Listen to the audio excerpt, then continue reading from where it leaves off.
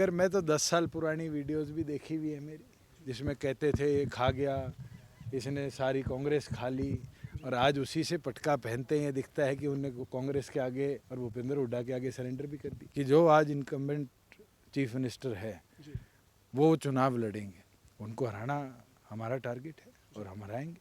तो करनाल की बात कर लें, सर, पूर्व मुख्यमंत्री जैसे चुनाव लड़ रहे हैं, तो आपकी जो पार्टी के उम्मीदवार हैं परिवार से दुष्यंत चौटाला, दिग्विजय चौटाला या डॉक्टर अजय सिंह चौटाला जी और पार्टी की कोर जिसको जिम्मेवारी देगी वो चुनाव लड़ेगा। उसके अंदर चाहे जिम्मेवारी मुझे मिले चाहे किसी भी कार्यकर्ता को मिले, और पार्टी का एक ही उद्देश्य है, प्रदेश के अंदर हरियाणा की आवाज़ को जिताकर पार्लियामेंट में जगह दे, हरियाणा की आवाज़ पार्लियामेंट में गूंजे, इसके लिए लोगों के बीच में जाके वोट मांगे, और आने वाले भविष्य में कैसे संगठन की ताकत विधानसभा के लिए तैयार हो, मजबूत हो, बढ़े, उसके ऊपर काम करें। सर, एक बात लगातार और चल रही है कि दुष्यंत चौटाला 4.5 साल सरकार में रहे और अब सरकार से बाहर आ गए। आपको क्या लगता है कि कहीं आपको लगता है कि आपने 4.5 साल से पहले जब किसान आंदोलन हुआ या इससे पहले सरकार के साथ नहीं रहना चाहिए था, या क्या मानते हैं? क्योंकि लोगों की इस तरीके की बात जब सामने आती है, मैं एक चीज़ कह सकता हूँ, सर छोटू राम जी भी, चौधरी देवीलाल जी भी हमेशा कहा करते थे,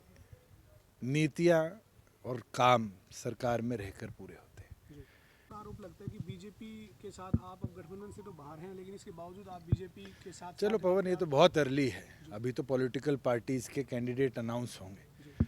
आज बीजेपी भी तो नई कांग्रेस है, 10 में से 6 उम्मीदवार कांग्रेस के उनने लिए हैं, कांग्रेस के उम्मीदवार आए नहीं हैं, और पार्टीज़ के उम्मीदवार भी आने बाकी हैं।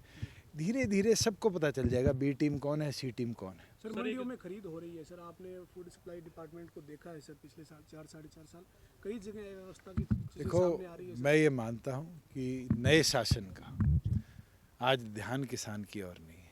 300 रुपया सरसों पर मॉइस्चर के नाम पर कटौती करी जा रही है, ये साफ दिखता है कि किसान को शोषित करने का प्लान है।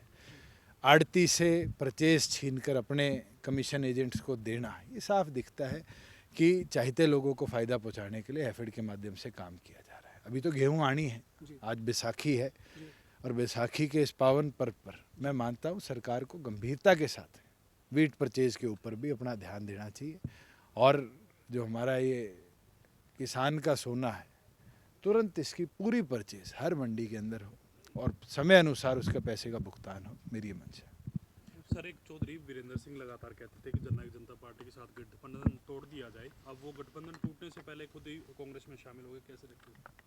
वो दिखता है उनकी राजनीतिक चाह क्या थी, सोच क्या थी, और जो 10 साल पहले भूपेंद्र हुड्डा को कोसा करते थे आज उनसे ही पटका पहन रहे हैं। ये दिखता है कि वीरेंद्र सिंह जी राजनीतिक तौर पर कितने कमज़ोर हो चुके हैं।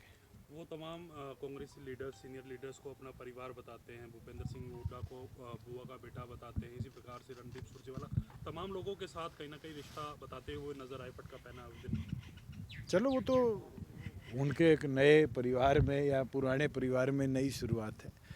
करनाल का जो उपचुनाव है वो सबको मिलकर लड़ना चाहिए। सबको मिलने का मतलब जेजेपी से अलग, यानी उन्होंने कहा कि आम आदमी पार्टी और कांग्रेस के गठबंधन के साथ मैं समर्थन करने के लिए तैयार हूँ अगर वो सहमति करते हैं तो।